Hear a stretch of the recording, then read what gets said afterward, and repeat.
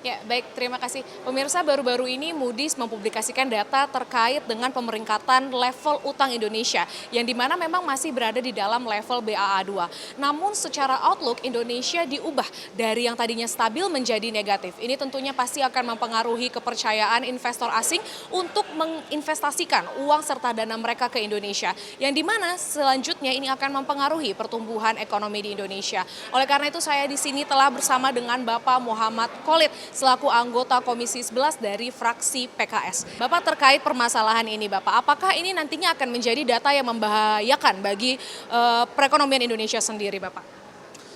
Pertama yang harus kita pahami bahwa fundamental ekonomi kita baik, bagus. Pertumbuhan ekonomi kita salah satu yang tertinggi sekarang di dunia, 5,11%. Bahkan di kuartal keempat di tahun 2025, 5,35%. Jadi ini salah satu capaian yang sangat bagus ya. Artinya secara fundamental ekonomi kita relatif baik.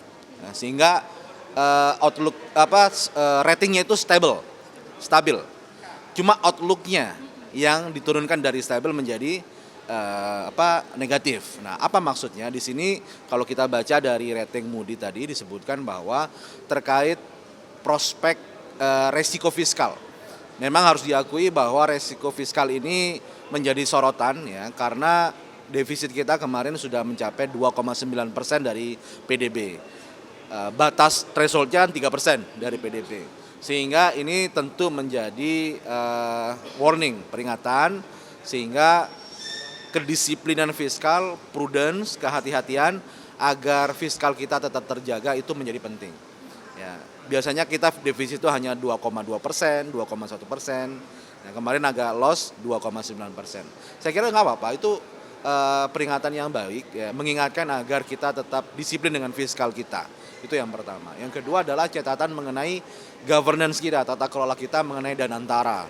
Nah, tentu ini Danantara kan barang baru nih, ya, Sovereign Wealth Fund, ya, itu adalah merupakan lembaga baru, tentu membutuhkan waktu untuk membuktikan perannya ya, sebagai lembaga investasi negara di sektor keuangan. Nah, terutama mengenai tata kelola, siapakah yang memiliki otoritas, apakah Danantara, apakah BPBUMN, dan sebagainya. Nah, ini yang kemudian menjadi sorotan. Saya kira tidak masalah. Ini adalah merupakan sebuah pengingatan agar kita juga melakukan perbaikan reform kita. Ya, sebelumnya MSCI juga menyoroti terkait governance kita di pasar modal, ya kan? Setelah pasar modal, sekarang pasar utang, bond market. Setelah utang pemerintah, kemudian utang company kita. Nah, jadi memang saya kira kita melihatnya dari sisi ini, sisi positifnya saja. Sisi positif itu apa? Untuk reform di sisi tata kelola tadi. Sehingga investor akan lebih percaya untuk kredibilitas dari kita, pasar kita. Namun apakah Komisi 11 ini ke depannya akan mengambil suatu tindakan, Bapak, dalam jangka waktu dekat ini terkait hasil dari Moody's ini, Bapak? Ya, kita sudah bahas di internal Komisi 11, kita juga sampaikan juga ke Menteri Keuangan, dan juga saya yakin Menteri Keuangan sebagai otoritas fiskal juga sangat concern dengan bagaimana kebijakan fiskal yang prudent. Ya, karena itu mandat undang-undang, tidak mungkin akan dilampaui. 3% dari PDB itu adalah mandat undang-undang. Sehingga kita sisi fiskal harus prudent itu adalah suatu hal yang keniscayaan, imperatif. Dan di otoritas jasa keuangan juga sudah mulai melakukan perbaikan ya. Kemarin kita hadir di rapat tahunan OJK, ya, berkomitmen bagaimana free float dinaikkan misal. Kemudian transparansi, akuntabilitas kepemilikan UBO tadi, ultimate beneficial owner ya. Nah, ini juga harus dilakukan. Nah, ini kan tinggal menunggu waktu nih. Ini proses perbaikan di dalam ini membutuhkan waktu. Saya kira kasih kesempatan baik otoritas fiskal, otoritas keuangan, otoritas moneter untuk melakukan perbaikan. Kemarin kan juga ada pertanyaan dari masyarakat ya, Bapak, bahwa saham kita turun, katanya seperti itu ya, Pak, ya. Apakah itu benar, Bapak, atau memang ada pengaruhnya dari Moody's ini sendiri atau seperti apa, Pak?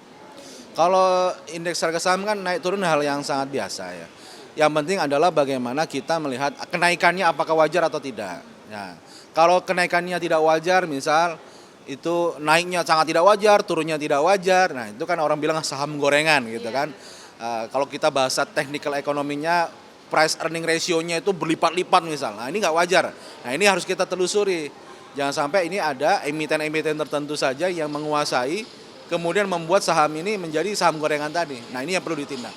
ya, perlu ditindak, perlu ditertibkan. Ya, otoritas keuangan di dalam ini OJK sebagai regulator harus bertindak tegas dan disiplin terkait hal tersebut.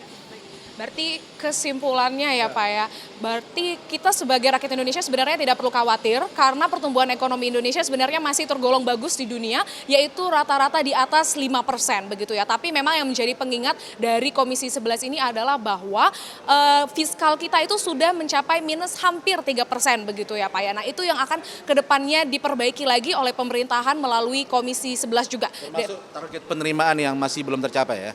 Jadi kalau kita lihat tax ratio kan tidak tercapai, sehingga ini yang menjadi catatan penting. Kalau keinginan belanjanya semakin banyak, tapi penerimaan turun kan bahaya itu secara risiko fiskal. Nah ini harus diantisipasi, jangan sampai keinginan banyak tapi penerimaan kurang. Nah, itu. Berarti pemirsa kedepannya juga Komisi 11 DPR RI akan melakukan pengawasan dari tax ratio ini ya Pak ya, untuk nantinya akan diteruskan pembahasannya dengan berbagai kemitraan serta pemerintahan yang lainnya. Terima kasih kembali ke studio.